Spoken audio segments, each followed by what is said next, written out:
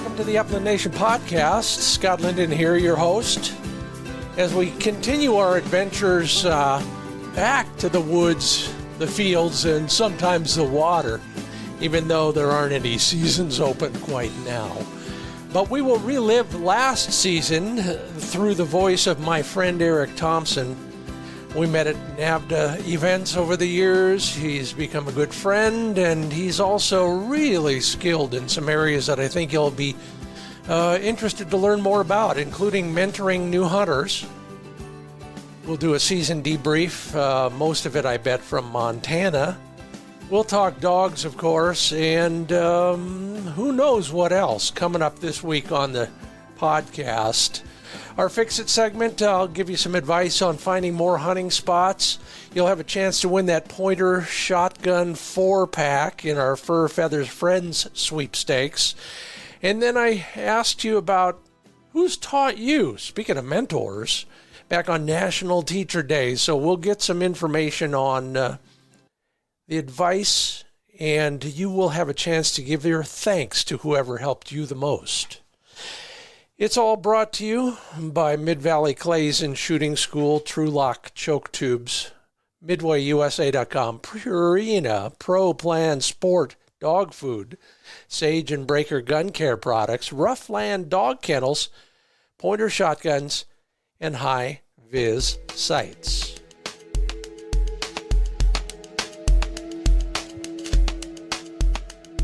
Well, the training schedule around here is more miles and more birds. We're working on both of those with Flick right now. Well, Flick and I are working on it.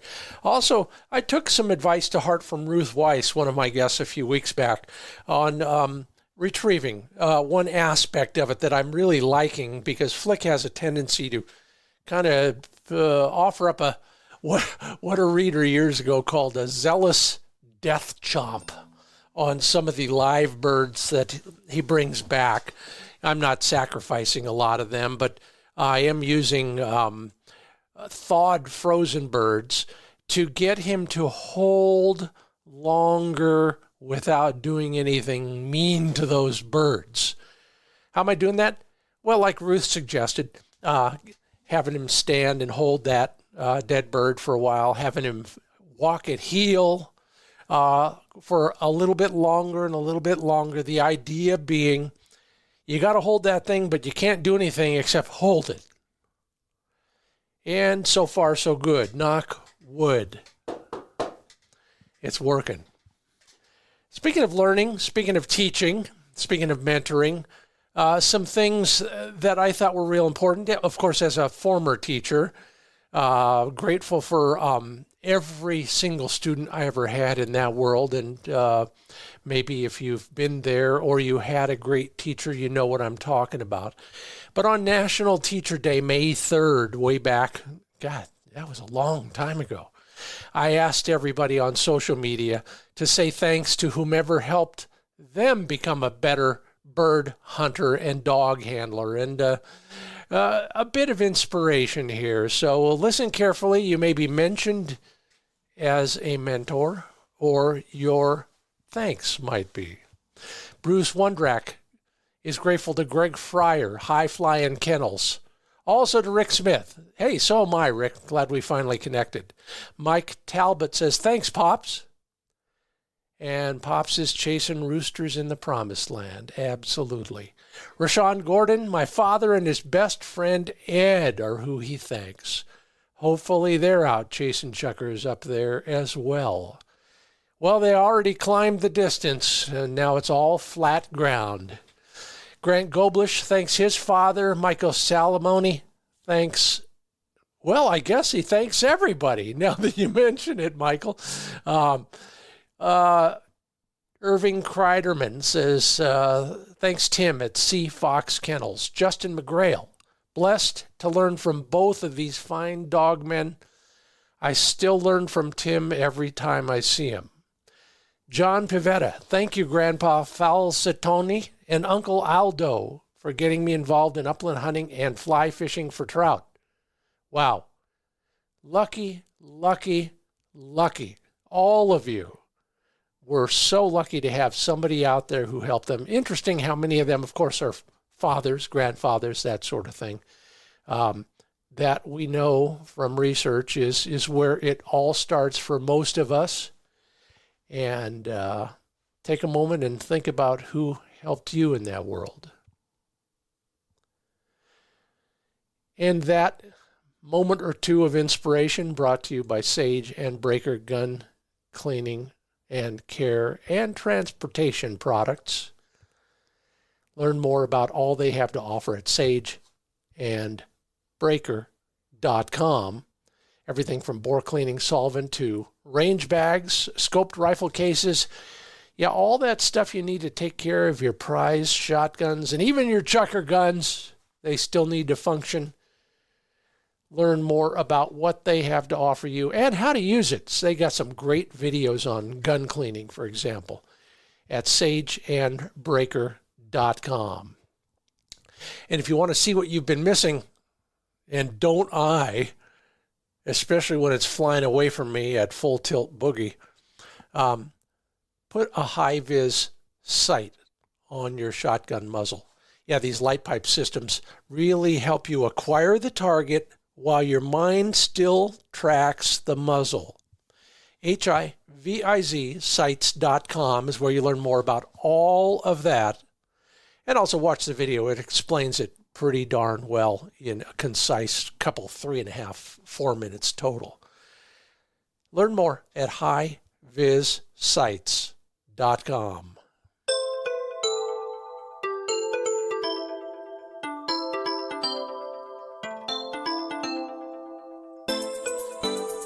Well, it used to be a lot easier to talk with him. I could yell across the neighborhood and say hello to Eric Thompson, my good friend from way back in NAVDA days. And then ever since then, we try to get together every once in a while. Eric, welcome to the Upland Nation podcast. Oh, good morning. Yes, long time away. Yeah, you know, I'm glad you did it, and I think you've been really happy with it, but I'm sorry to see you move away from our local chapter, but duty calls and all of that. You ended up in a great place, Montana, and I'm a little bit jealous of that, but I'll be visiting soon enough. Tell me a little bit about yourself and how you got involved in this whole world of bird hunting, bird dogs, mentoring future and newcomers in the outdoor world. You got quite a fascinating background. Well, I don't know, as many people have heard before, I was one of those fortunate people to be born into hunting and fishing and everything outdoors. So it's literally been in my blood as long as I can remember. My favorite saying is, I don't ever remember not hunting. When I wasn't old enough to hunt, I was pretending to hunt. And as soon as I was old enough to hunt, I was hunting at every opportunity. That's like what if you grew up in a more urban setting like me. We didn't pretend any of that. We pretended to be in the Army. Little did we know a lot of us would end up there.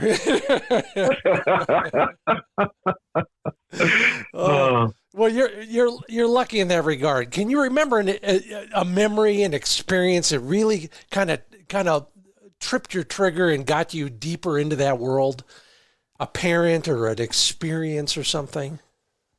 Oh, I was the youngest by quite a lot. My closest sibling is 8 years older than me. Yeah. And I had the best brothers you could ever want. They would take me everywhere with them. If there was a river to cross, I was on their back. If it was cold, they brought extra coats. I would literally sit in the duck blind. I was way too young to hunt. I'm 5, 6 years old, but I'm in the duck blind and I'm covered up with coats, and my job was to hold the ducks. And I mean, it doesn't get much better than that. You are lucky. You really are. Do you think that ended up, you're very active and in encouraging others to get involved in the outdoors as a newcomer or others to help other people become involved. Do you think that just became a thread in your life as a result of your brothers? Oh, absolutely. And it wasn't just my brothers. Yeah, I was my uncles, my cousins. I never lacked for a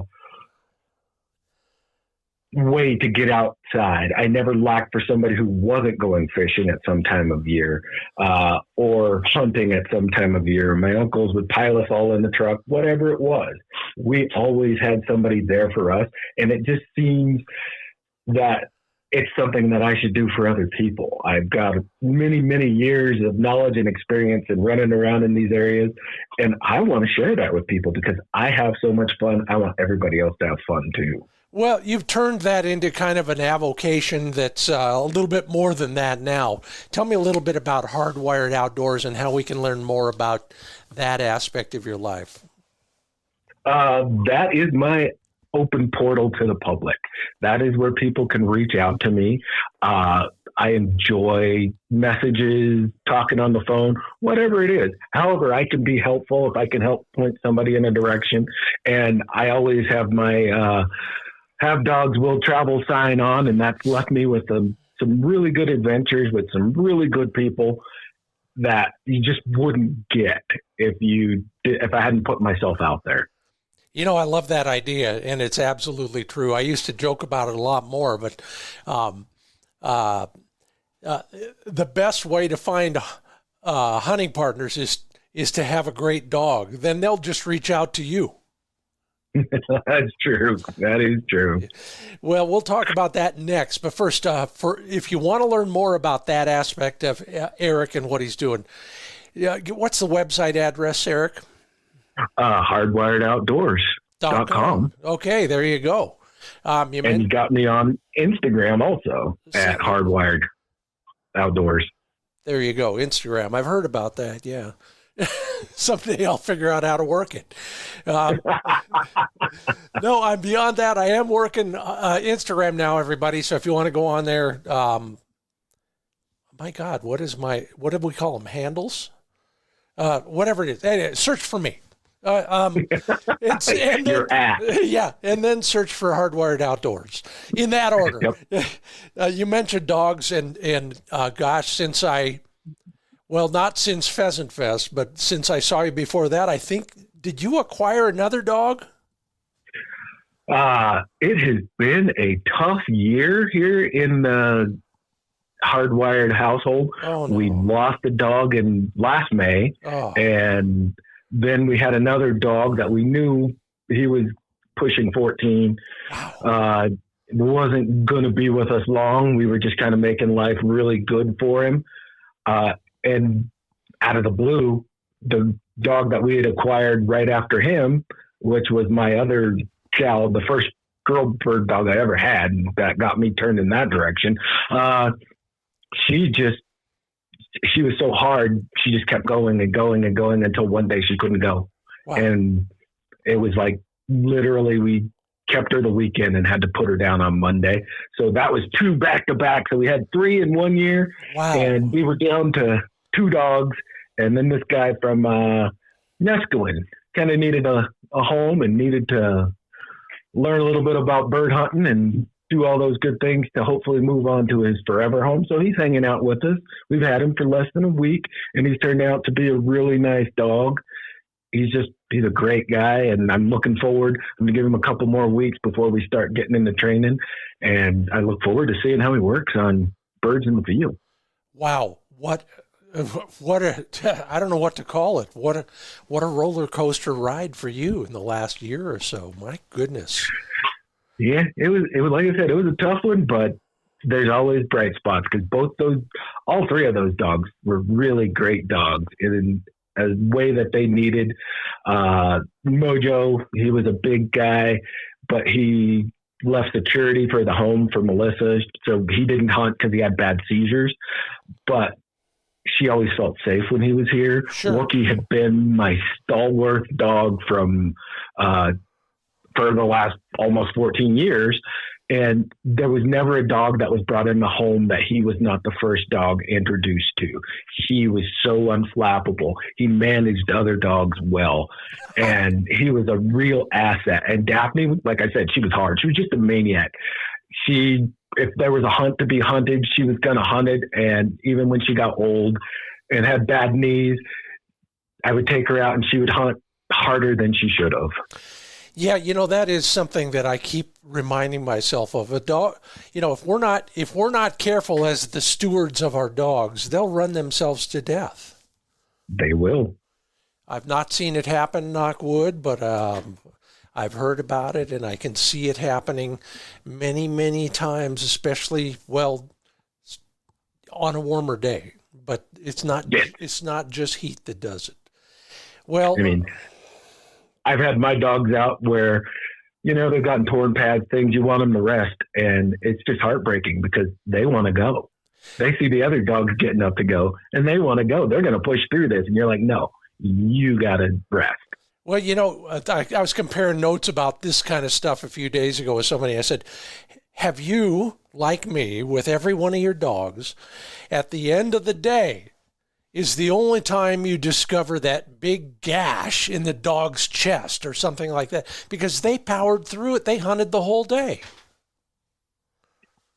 We made it home. So Daphne, the one we lost in February, we were in southeastern Oregon, and made a 5-hour drive home. This dog hunted all day, made a 5.5-hour drive home, and did not know anything was wrong until she got up on the couch and she had cut her belly open and stuffed it full of cattails.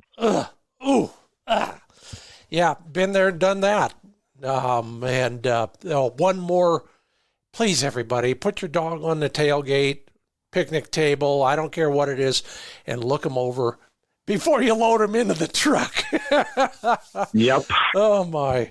Well, you just mentioned one of my favorite places. I'm surprised I haven't seen you out there, frankly. But in light of all of that, how was your hunting season?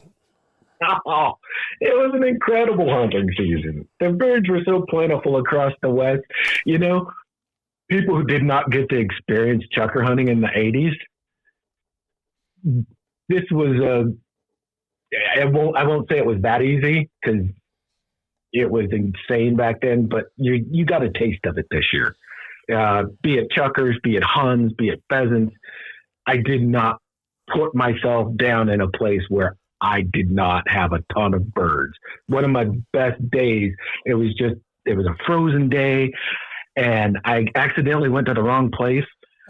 But there were so many birds at this place that I didn't throw on a vest. I just stuffed my pockets full of shells, dropped hex out on the ground, no collar, no nothing, and we hunted for 45 minutes, just the two of us, while the truck sat on the side of the road. I love that. I love that story because, number one, it's so opportunistic. It's so spontaneous.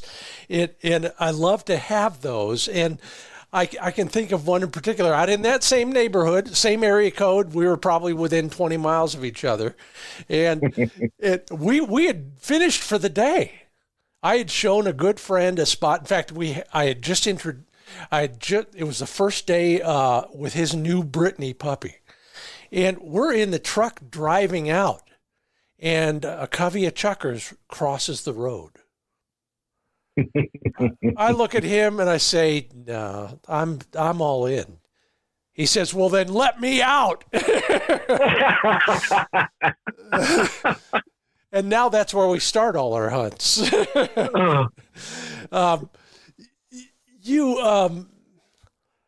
You mentioned how great it was in the 80s, and I was not a part of most of that. I was too dumb a hunter back then to take advantage of it.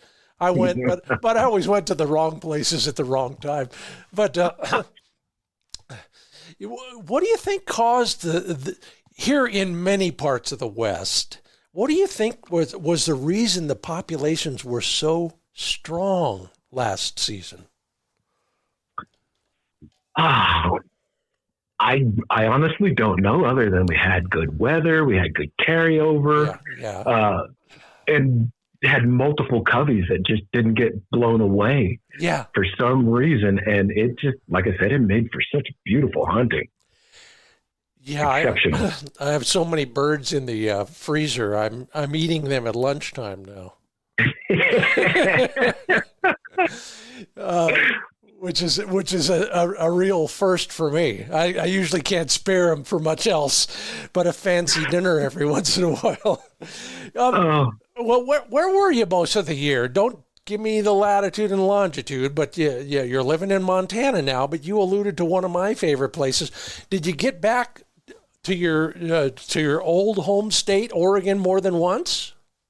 I did. I got back to Oregon twice. Okay. And this is how good it was. My grandson is not very good at shooting, and we're working on that because he's fresh out of he's brand new to hunting. Great. And we stopped on our way from elk hunting and did a short 2-hour hunt, and we probably put up 10 coveys, and he got birds out of them. And it was ridiculous, the amount of birds that we were on. And we weren't in a spot that doesn't get hunted. This is a place that gets beat up. We were just on our way back home to drop him off. And it was phenomenal. It was absolutely great. I went back again and took the girls, Hex and Brune, and we had a great 3-species day. We got pheasants, we got quail, we got chuckers. So, actually it was a 4-season day because we wound up getting some ducks too. So I'm kind of telling on myself. I love it, and of course you got the dogs for it. You like me. You love the ugly dogs. Oh yeah. What's your string look like these days? What are the breeds you've got in the house these days? Hex is still my superstar. She just turned 7 last season, and she's a wire-haired pointing Griffon. Yeah. And then we have Rune.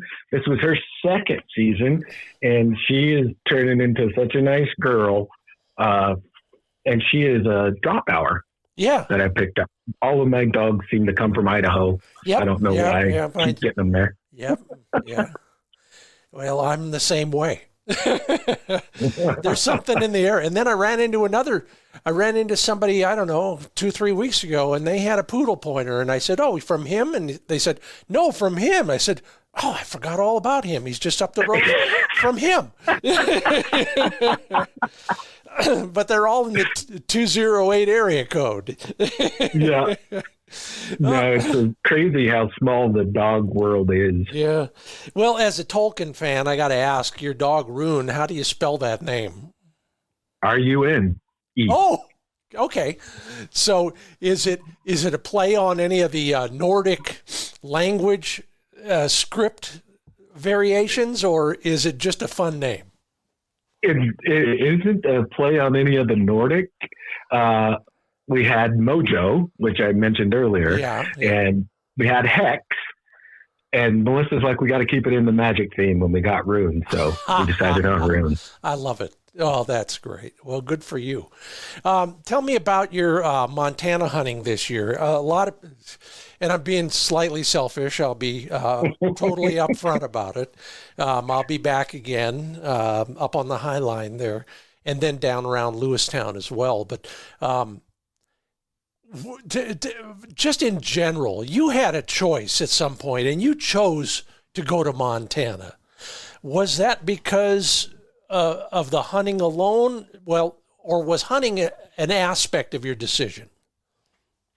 I always freak people out here when they ask, why did you move to Montana? And I tell them I moved here to bird hunt.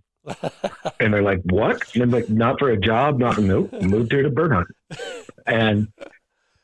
But Melissa tells people the same thing. They're like, oh, why did you guys move here? And she's like, so he could bird hunt. Yeah. Well, you're one of the lucky ones, and I am too. I'm touching wood as we speak. What have you found? How long have you been there now? 5-7 years, maybe total? Oh no, we're just coming up on our 3rd year. Is that all? It seems like forever, my friend. Because I was always here before. Okay. And the other deciding factor is we're at an intersection where it's really easy to get to all those other places like North Dakota, South Dakota, Utah, Oregon, Idaho. Yeah. I noticed you said blah, blah, blah, Southeast Oregon, and then only 5.5 hours home. And I'm thinking, heck, it takes me 5.5 hours to get where you were. That was getting 5.5 hours back to Redmond. Okay. All right. Now I feel better now. Oh my. Well, what's been your take on Montana bird hunting in the 3 years you've kind of been living there? I have enjoyed. Last year, I set a goal to explore Montana because I had been here for 2 years and I had spent time in just about every state but Montana, chasing birds. And I wanted to just settle down and see what I could find here. And I enjoy the fact that there is such good programs and so much access that it allows you to go somewhere different every day. And as we know, there are sections of Montana that really get hammered. And, I wanted to see those. So I saw those. And then I went out and found some other little places that were great for me. And I will enjoy going back over and over again at a different time. But I'm trying to say Montana is really fun, and I love being here without saying everybody needs to come because, Yeah. You know what? I wrote something a while back, and I got an email from somebody who said, please don't encourage any more people to go to this spot. It gets beat up. Tell them to go there and there and there instead. And I thought, well, I understand, especially if you have limited time or opportunity and you always have to go to this spot. Yeah, it's absolutely true. But these things, we can't influence them to a great degree except by our own behavior. So I try to be careful about that as well. But you mentioned something about little places, and I don't know if you meant little size-wise or what, but I'm really liking those smaller blocks on the map, not just in Montana, but there's lots of places in the Dakotas, for example, that have, postage stamp sized, waterfowl production areas, for example, that deliver upland birds too, but they're small and everybody drives past them. What about you? What have you discovered about those smaller spots? I love the fact that people drive past them. While you were saying that, good enough. Yeah. I was thinking about a spot that's about 30 minutes from my house. Uh-huh. And a lot of people deer hunt there. Yeah. I've only seen one other person bird hunting there. Yeah. And they were like a long ways away. And I took one of my friends who came out to hunt with me this season, and we went out there, and I kept telling him, man, I feel so bad. We walked everywhere. We haven't seen any birds. And I was like, I swear to you, every time I come out here, there's a ton of huns. They're just everywhere out here. And we make it all the way to the other side, and we just start getting into the coveys. They just all happen to be on one side of the property at this point in time. And I shot some birds and, took some pictures and walked on, and we got some more birds, and I went to take some pictures, and I didn't have my phone. I hope you found it. Was it still in the truck? No, I had dropped it. Oh my God. I was like, go ahead and go on hunting, Ken, and I'll swing back around here. And we just kind of backtracked where we went, and Hex went right up there on the little where we had stopped, and she had dropped that bird, and boop, looked down, and there it was. Well, okay, that's one more reason to hunt Hungarian partridge, because the grass is a little shorter and you can find your phone. That is true. Yeah. I remember the same thing. I was taking a couple guests somewhere once, and not near as critical, but I lost my shooting glasses, and I need all the help I can get. So I backtracked, and guess what? My dog sniffed them out. I don't know if it was just wishful thinking or what. I thought it was pretty cool. Well, hey, everybody, that's Eric Thompson. I'm Scott Linden. This is the Upland Nation podcast. We got a lot more to talk about. I want to talk more about strategy and tactics in the bird field, among other things, after a quick break. And then we'll also have, of course, our Fix It segment, an information source you may not have considered when you're planning your wild bird hunts, among other things, and you'll get a chance to win that Pointer 4-pack of shotguns.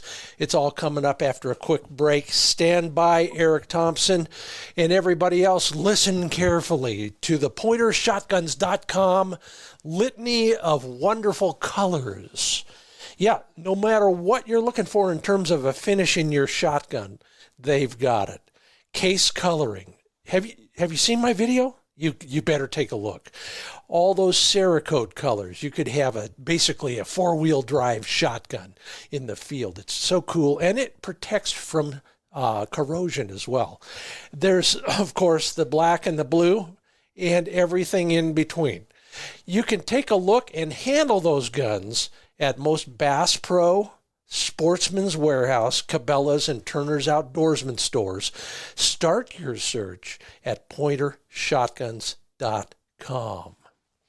And if you, like me, are planning on going way over there this season, and then I'm going to go over there. Did I mention there? No. Long road trips this season. I've outfitted my truck with all the stuff that I can get from RuffLand Kennels. Yes, a great kennel that's safe and affordable, customizable to you and your dog.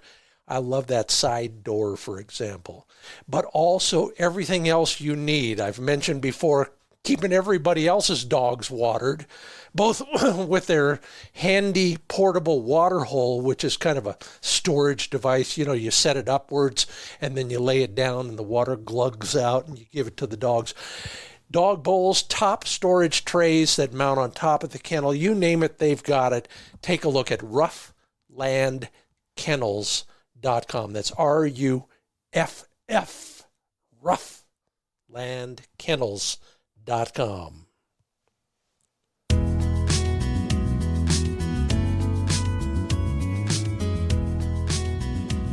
Welcome back to the Upland Nation podcast. My friend Eric Thompson.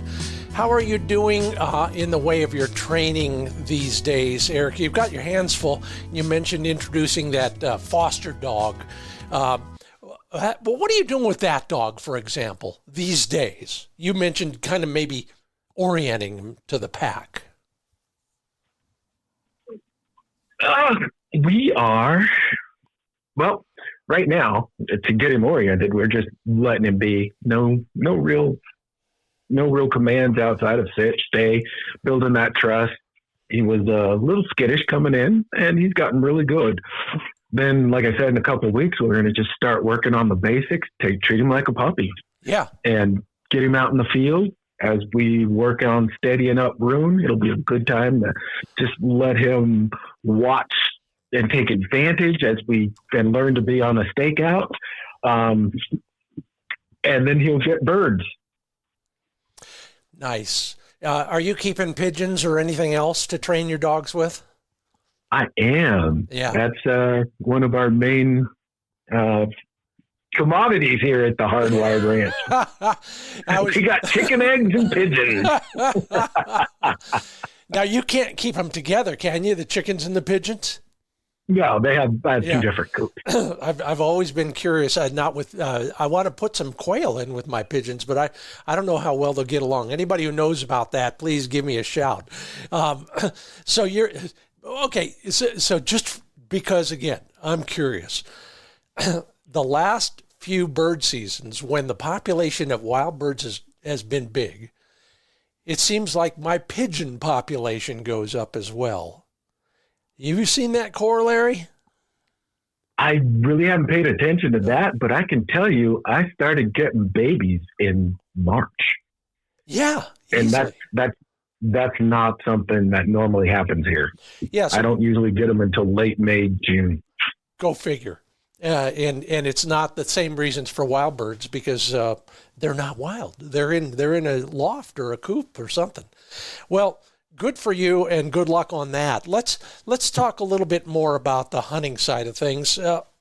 because number one, I love it, you love it, so does everybody else. When you're looking for places to hunt, and Montana's a great example. They have what I consider to be the best walk-in programs. Do you start with a map? Do you start with somebody suggesting a region? How do you find a new spot?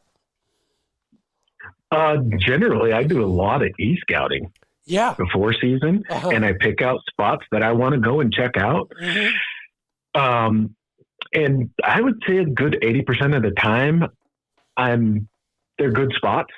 So I might not see anything there, I might not get anything, or some other thing might happen, but eventually I know I'm going to go back and they're going to be a good spot because they have all the things that I need. They have the water, they have the nice grasses, they have cover, they have food, all the things that you want.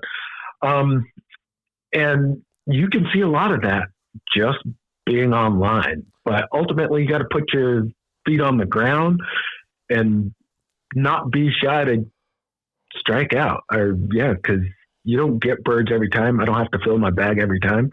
One of my favorite hunts, I think we may have talked about it, was I was checking out a new area to the north of me and went out there, took the girls, and we put up multiple different cubbies, took 5 huns, and I was like, you know what, that's enough for me. And we turned around, went back to that same spot this year, absolutely devastated. They mowed down all the cattails, they chopped down the windrows. It was horrible, but I got to hunt it that one time, and it was really nice.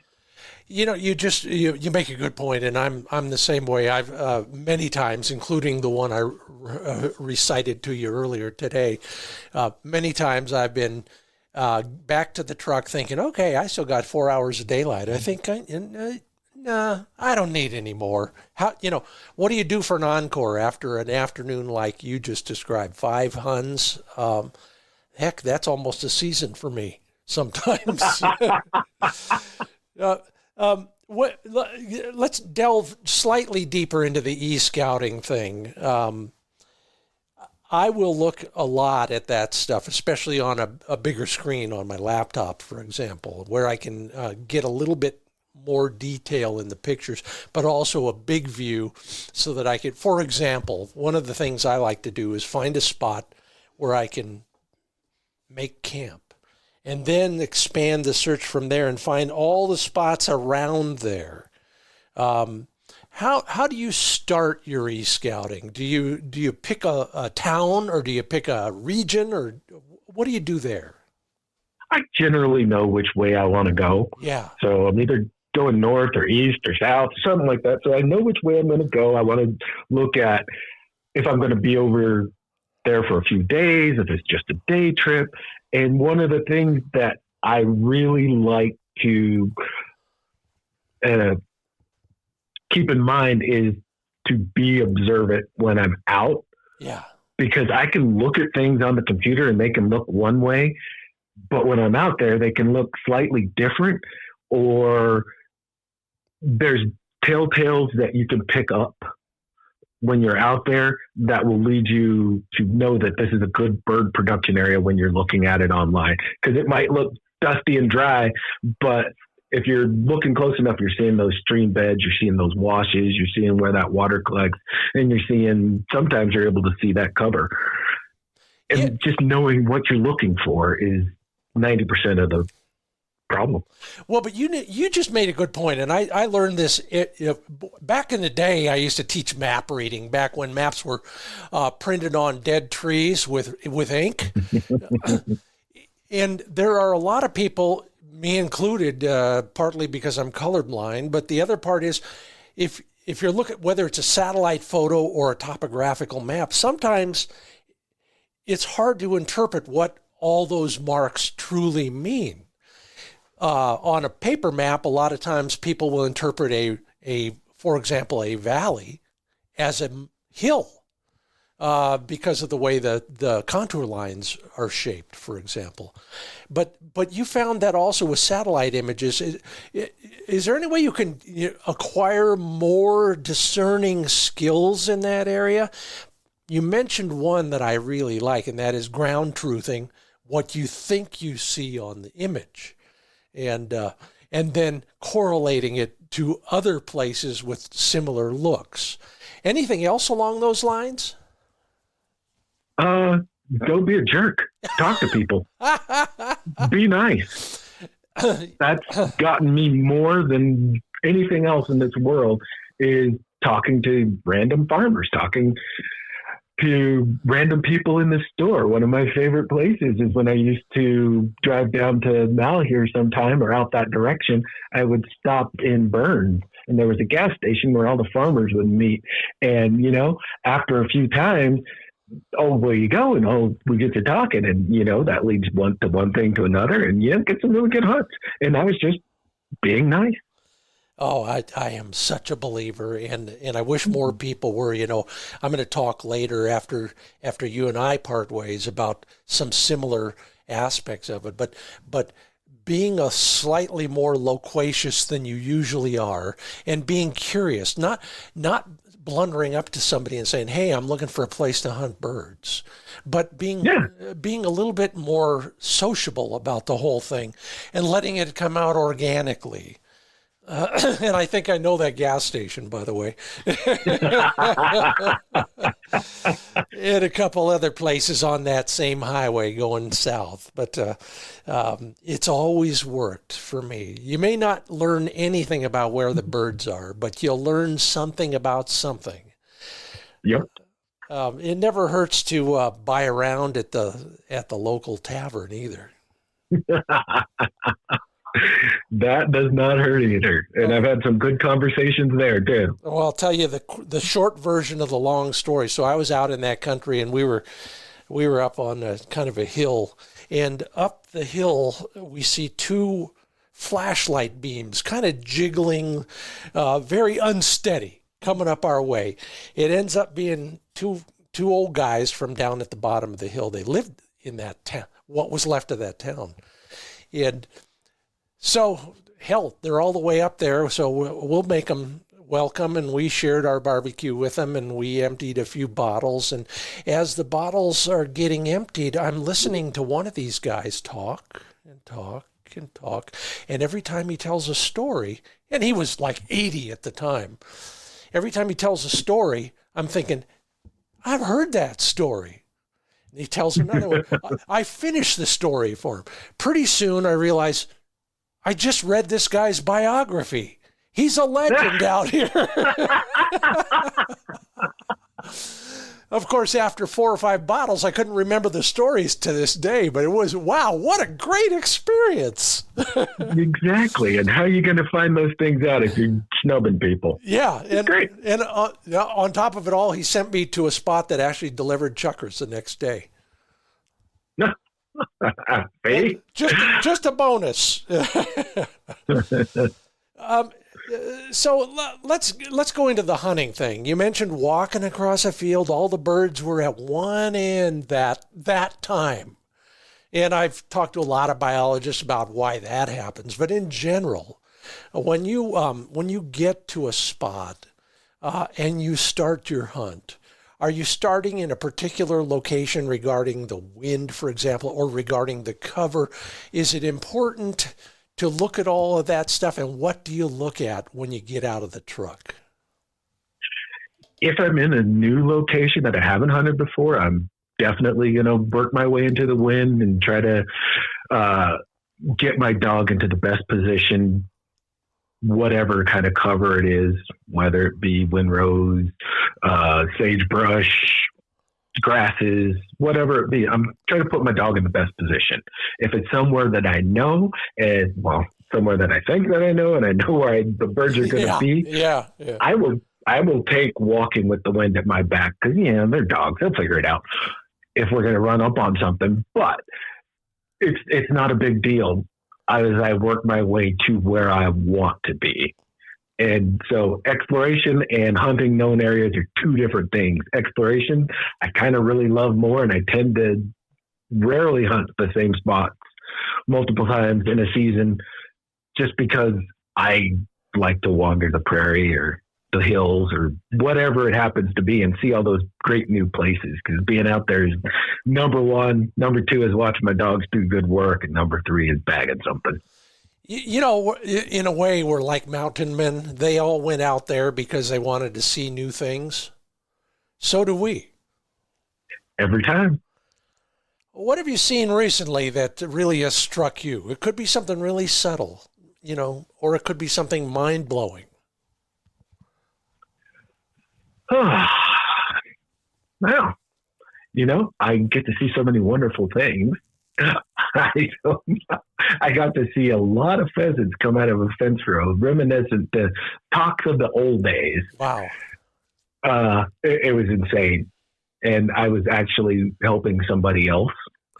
So I was just running my dog. Of course. And I was helping them. And eventually they just went down to be a blocker and me and Hex kept going. So at that point in time, I still wasn't shooting pheasants, but oddly, I had never had this happen. Sharptails were coming out of a tree line on another field. Huh. And so just randomly a sharptail would just come buzzing your head. Ooh, ooh. So we started shooting sharptail so Hex could have something to retrieve. But it was a crazy day for just hundreds of pheasants coming out of this fence row. Wow. And it was another one of those circumstances where we hunted 90% of the property and all the birds were on that one fence row. Yeah. And then you have these random sharptails just coming out of nowhere. And I've never had that happen again. You think they were flying from a tree or were they in between places they were on the ground? I think they were in the trees because when we got back to the truck, we were closer to the tree line and you could see them setting up in the trees and they were just bombing out into the prairie. Yeah, I had that experience in Wyoming once, of all places. I was trying to figure out what the heck that was in that tree line. Got up close enough, they started doing what you just described. So they will spend some time there, I know that, but while hunting, I've never actually had it happen to me. That's wild. Did you shoot any? Yeah, I got a couple out of that. Okay. She got some nice retrieves, and we both were happy. Ruin was stuck in the truck. Yeah. Because, you know, only needed one dog at that time. Yeah, I love it. She was not happy. Good for you. And you mentioned you were helping somebody else. And let's come full circle and talk a little bit about that. Because when I survey my followers, I ask them what we can do to continue to ensure the future of our sport of hunting. We know it's more than just a game. We call it sport, but we know it's way more than that. The answer most people give is take somebody hunting, show them how to do it. What do you think are some of the important aspects of that? How do we do it? How do we, for example, someday I'll write a story on recognizing somebody who really wants to learn to hunt. What are the outward signs, etc.? But what do you suggest we do to help somebody who wants to become a bird hunter? The best thing you can do is be open and offering. Yeah. And I think that most people are uncomfortable or embarrassed because they don't have that depth and they think that maybe we're going to make fun of them or laugh at them or I don't know. And I find myself offering throughout the year, multiple times, anybody, anywhere that if I run into them, because I generally will start talking about birds or bird hunting somehow like that. And if they show a little teeny bit of interest and they're like, well, I've never done that before. I'm like, hey, you know me, I'm willing to take you. And I think that people are embarrassed sometimes. So out of all the people that I talk to throughout the year, I may get 3 or 4 people to take me up on it. And then I may have other people reach out with people that they know that want to do it. But I talk to a lot of people and it's a numbers game. And I really wish people would understand that we're not here to be intimidating. We really want to help. We got a lot of knowledge to share and that is what's most important to me. My knowledge is free. I guess I could write a book and charge people for it, but I love just being around the people and watching them grow and get their first birds and do their first dog training. And it's an amazing system that should be carried on. Absolutely. And, the best ambassador, and I think I did write something about this once, is our dog. A lot of people, for example, some people, they're not quite sure about a gun yet, but they are intrigued by what does your dog do when you're out there? Well, let me show you. Come on out. You don't have to carry a shotgun the first time. Just come out with us and watch the dog. I mean, that's how a lot of people got started. Is I did. This dog, I didn't even own a shotgun, but I watched my first wire hair work, and I said, man, if he'll do that, I guess I'll learn to shoot. Yep. Any more advice for, say, a parent and a younger kid? We're working on a younger kid in our neighborhood right now, who's literally a little gun shy, for example. But you probably worked with a lot of younger people. Is there anything in particular they need attention with? For me, it's just been exposure. It's like, get them out there, get them going. Yeah. Let's take them. If they're afraid of guns, and I've dealt with people who've been a little bit of gun shy because they never were exposed to it. Yeah. They weren't around it. Yeah. Adults and children. And, get them out there, get them that 22, get them that small pistol. Show them these things don't hurt. Get a nice little shotgun. Get them into the mood. Like I said, we're trying to get my grandson tuned in. It's giving people that time and attention and building. It's part of our responsibility to help them build and develop that love for it. And as I've told many of people in my family, everybody took hunter safety because we all were around guns. We were all in hunting camp. Nobody was left behind. Didn't matter, boy, girl, whatever. And then you had a choice. If you wanted to hunt, you were wholeheartedly accepted into the group. There were no camps. We're just men. Everybody went to camp and everybody got to hunt. And if you chose not to hunt, girl or boy, you didn't have to hunt. Yeah. But we made it so fun. Everybody wanted to hunt. Out of 4 kids, my sister's the only one who didn't want to hunt. And she didn't want to hunt because she had to wake up early. Well, you just keyed us in on what I think is seldom made the priority, but which actually has to be the priority. It's got to be more fun than all their other choices. And the only way to show them that is to get them out and demonstrate it. You got to show I don't care what age they are, you got to show them that you can have a good time out there. What do you like to do? Well, I like to hike in the mountains. Well, come with me. Let's go do that. Oh, by the way, I'll be carrying a shotgun. But making it fun may be the most important revelation we've had in this discussion, which I wish could go on and on and on. But next time it might be over coffee or behind a couple funny-looking dogs out in your neck of the woods. And on the record, if you're coming our way, you know where I'm going to be most of the opener, the first 2 weekends and the week in between of the opener. So come on down. You're always welcome. We got room at our camp for you. That's Eric, all right. That's Eric Thompson. I'm Scott Linden. This is the Upland Nation podcast. We still got a bunch more to go. I'm going to turn you loose, Eric. So thanks again for being part of the Upland Nation podcast. Thank you, Scott. You have a good day. You too. And we've still got the Fix It segment coming up, and that is all about one more way to find places to hunt.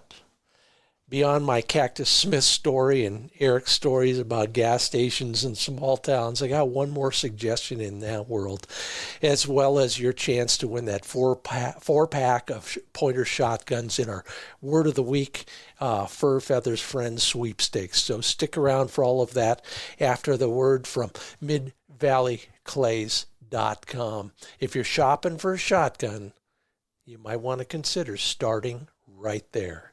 Call Dave Fiedler. This guy knows guns and hunting. And he also has a line on all those hard-to-get shotguns. So if you got an idea of exactly what you want and you can't find it, Dave might be able to find it for you. Now, they'll ship anywhere. So make Dave your first call. Tell him what you're looking for, whether it's a model or a style, or maybe you're not even there yet. You're just kind of starting your search. Go to midvalleyclays.com, get the phone number, call Dave Fiedler, tell him I sent you. And this time of year, maybe feeding slightly less to keep him conditioned, but Flick is still thriving on his Pro Plan Sport dog food from Purina. They've got a variety of formulations. I like the performance stuff. He eats the chicken version.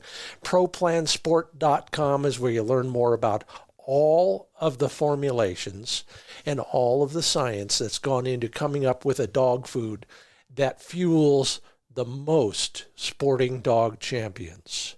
Learn more at ProPlansport.com.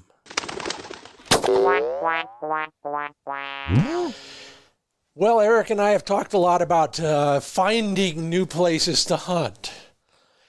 And I saved it for now. But the amazing thing about my survey every year is learning where you get your suggestions on where to go. Friends are your primary source for 35% of you. State wildlife agencies, 22.5%. And that e-scouting online mapping app, about 17.6%. What amazes me is how few of us search the internet. Now, granted, we've all been there. We can't ask. A lot of people will treat you with disdain if you search the internet and ask questions about where to go. Some won't. And I've helped a number of people in that area. Maybe you have too. But beyond a standard Google search for pheasant hunting in South Dakota, go deeper than that and find old newspaper articles, maybe stuff in the way back, deepest, darkest parts of a wildlife agency's website on news releases and things like that. I've even found some leads in the newspaper obituaries. So without getting morbid, consider searching keywords in certain places and see what comes up. And then I've forgotten who suggested this, but thank you. When all is said and done, if you're looking for slightly more obscure bird species in slightly more obscure places, also search the websites for some of the bird watching organizations. Yeah, it's worth the few minutes it'll take, and it might put you into a spot that you'd have never found anywhere else. That's our Fix It segment this week, brought to you in part by TrulockChokes.com, precision made from U.S. produced steel right here in Wiggum, Georgia. Yeah, American times 2. If you want to learn more about the choices and their myriad, go to TrulockChokes.com. TRULOCK, chokes.com. Lifetime warranty, satisfaction guarantee. They'll take care of you at TrulockChokes.com. Time for our Fur Feathers Friends sweepstakes. Remember, the grand prize is a 4-pack of pointer shotguns. Your choice, side by side or over and under, in all the gauges, 12, 20, 28, and 410. Your choice, over and under, side by side. And then every month, of course, we're giving away a different prize. This month, it's a package, a HiViz sight, and a Sage and Breaker range bag, value over $200. Just go to furfeathersfriends.com, scroll down, fill out the entry form, and then when I ask you for the word of the week, that's how you win the sight and the range bag. Fill in that empty spot with this word of the week, sharptail. The word of the week for this week is sharptail. Apropos of our discussion about Montana, isn't it? Well, good luck to you on that one. Furfeathersfriends.com. Learn more about how that works. And I'll see you there. And thank you if you participated in our social media discussion, if you commented, or if you left a rating or a review at Apple Podcasts. Thank you, Eric Thompson. If you want to learn more about Eric's work in the mentoring world, go to hardwiredoutdoors.com. Sure appreciate the support of our sponsors, RuffLand Dog Kennels, Purina Pro Plan Sport Dog Food, Mid-Valley Clays and Shooting School, TrulockChokes Tubes, Pointer Shotguns, Sage and Breaker Gun Pair products, and HiViz Shooting Systems.